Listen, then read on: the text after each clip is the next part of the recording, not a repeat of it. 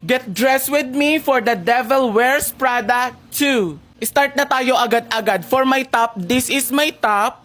This is from Prada. Pero disposable lang to. Kapag ginamit mo, tapon agad. Ganon. Ganito siya. Kurbang-kurba talaga, te. Tsaka para akong lechon belly.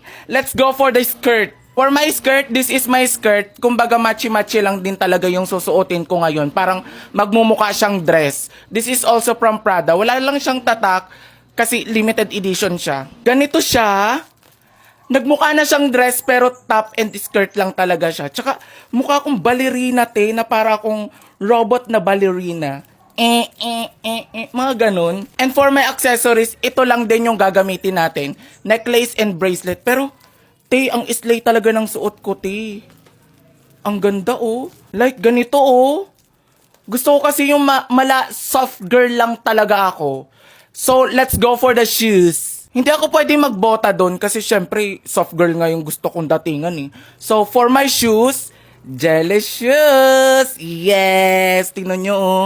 Grabe yung detailed nyan, te. At na-miss ko to. Na-miss ka ba? Tapos, gamitin rin natin tong shades from Prada. Wala lang tatak yan, pero ganito siya, Teo. Soft girl lang. Let's go for the bag. And for my bag, this is my bag. Super little licious lang talaga siya, te. As in yung after event, jug-juga na. Yes! Ganito siya, Teo. And this is the final look. Like,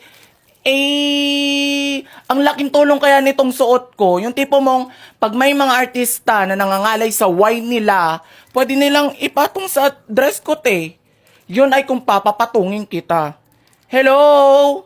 Hindi mo kailangan maging mabait sa lahat ng mga pinaghirapan, nasaktan, Ayan siya, te, oh. Very soft girl lang talaga. Yes! I love it!